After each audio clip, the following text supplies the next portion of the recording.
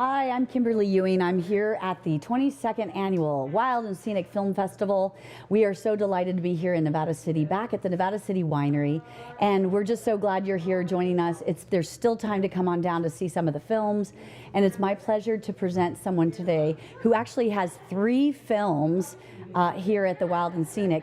We are with Kate Richter Green. Welcome, Kate. Thank you. Thank you for having me. Yeah, how are you doing? I'm great. It's my first Wild and Scenic. Absolutely love it. Okay, great. Nevada City is a special place. It's really fun. Well, thank you. We think so. Yeah. But we're so delighted you're here. We were just talking off air. You're from Bozeman. I am. I'm from Bozeman, Montana. Yeah. Yes. So welcome to this little town of Nevada City and Grass Valley this Yes. year. We're in both towns. Tell us a little bit about your project, The Rivers Are Live, or Rivers Are Life. Rivers are life. We are live. Rivers are life. Yeah, that's it. Yes. All works. So Rivers Are Life is a platform. It is based in river solutions and sustainability. We feature river heroes around the world that are doing solution-based, taking problems and then creating solutions surrounding our rivers and rivers in crisis, really. And so it's everything from cleaning up plastic in an interesting way. One of our films is about a group in Memphis that cleans plastic out of the river and does an alternative spring break. So they bring in a crew of spring break kids to help them clean up plastic. Tell us that film, the name. That's Study Aboard. The Study Aboard, Yes. and we'll talk about that because Yes. that is so interesting. Tell Super us, interesting.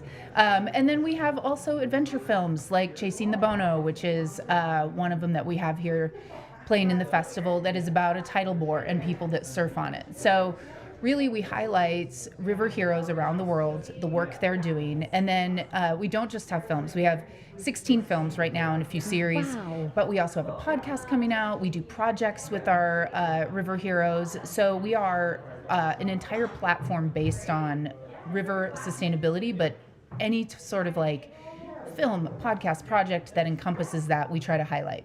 How wonderful. Yeah. I mean, how long have you been doing this, Kate? I have been in entertainment for about 20 years, but I've been working at Rivers Are Life and Be Alive Studios for just about 2 years. Wow. Yeah. And the movies that we have showing today, tell me when we have the Chasing the Bono, Study Aboard, and Toxic Art. Yes. So last night we featured Toxic Art, or it was featured in the lineup. That is an Ohio-based painter and professor who he had gone to like a waterway in Ohio, and it was acid mine runoff was like destroying this river. It was bright orange, and so he worked with an engineer at the college he worked at. Sorry, I just blanked for a minute.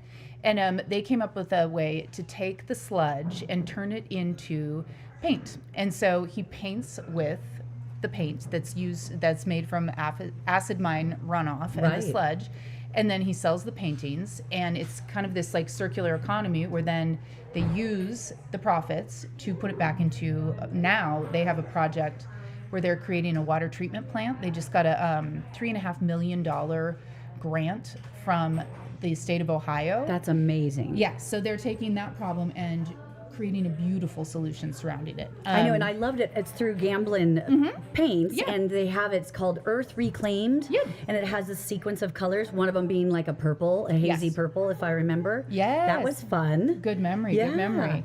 And I mean, painters buy paint. You know, you got to use paint, and so that's exciting that that's become this circular economy.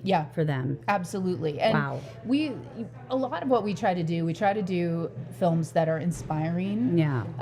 There is a lot of doom and gloom in the world, and we're not trying to sugarcoat it, and we're not trying to have, you know, like blinders to what's really happening in the world, but we try to have a positive solution. We always try to highlight people that are doing positive things. They took a problem, are figuring out a solution, and they're doing it in interesting ways. You know, the film that we premiered this morning, Study Aboard, that group, Living Lands and Waters, they're taking all this trash out of a lake in Memphis, and they recycle it into pallets. So they have a project where they turn it into pallets that then they sell for construction. Again, this like kind of closed loop system. Right. And that specific film featured a group of kids that choose to go there for spring break I and know, clean I up thought that trash. was so great. Yeah. They're like, come and help us, clean up in Memphis. Yeah. And we're going to make it super fun. I saw the footage. They had a large float-aboard, like, radio, so they bring in the music and the entertainment and games. Yeah. How wonderful. Yeah, and they make it fun. Yeah. It doesn't have to be,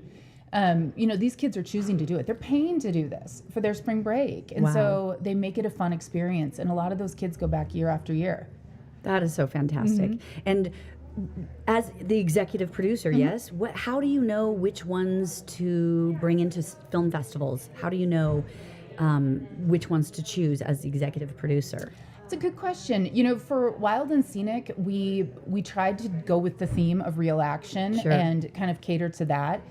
And that was kind of easy for us because most of our films are solution based, whether they're a tangible product like John in Toxic Art and the paint, or in Chasing the Bono, they're more grassroots. They don't even have an official organization that's working on the cleanup in the village surrounding the tidal bore.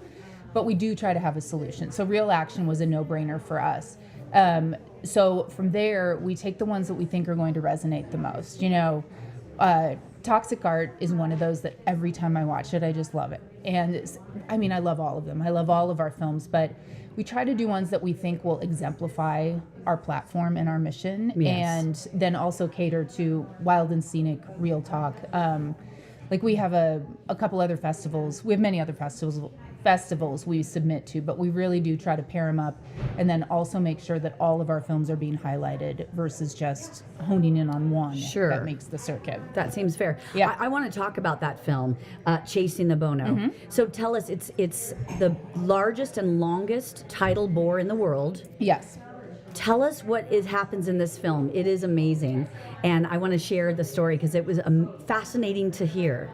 It's super cool. It's so there's a little village in Indonesia where on the full moon, these two rivers converge into a tidal bore that creates a wave that people surf on.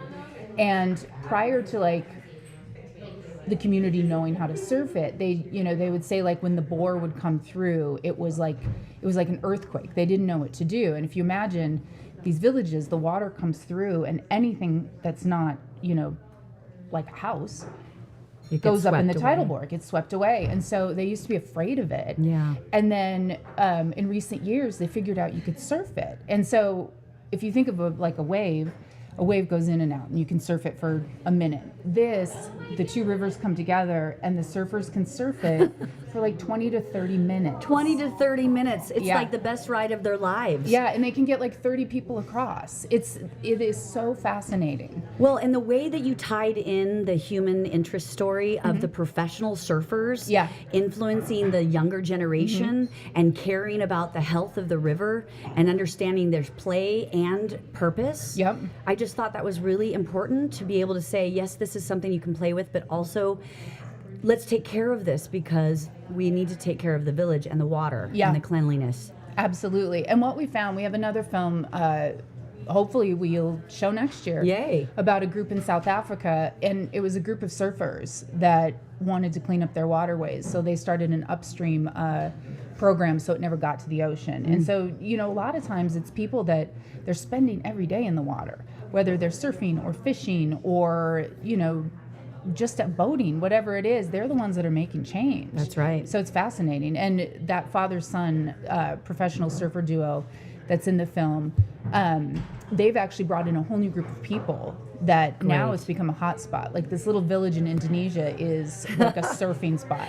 And it's that brings awareness and passion and love, and that's the purpose, the solution, right? Yeah. Actually, the son says, if you love a place, you'll want to keep it clean. If you fall in love with a place, you'll want to protect it, and it's true. It's true. Well, Kate, it has been a pleasure. The 3 movies, what are the other showings for this weekend for those that are watching? Tonight is Chasing the Bono, which will be at 6 p.m. You don't want to miss it. If you're into surfing and water, it's so wonderful. So that's tonight. Yep. And Toxic Art was last night, and then this morning was Study Aboard. But you can see them all on YouTube. You can see them on our Rivers Are Life channel, all of our things are up on all our platforms. So wonderful. Yep. Well, thank you, Kate, from Rivers Are Life. Yep. I love that. And thank you guys for listening. We'll be back with another guest at the Wild and Scenic. Thank you, Kate. Thank you.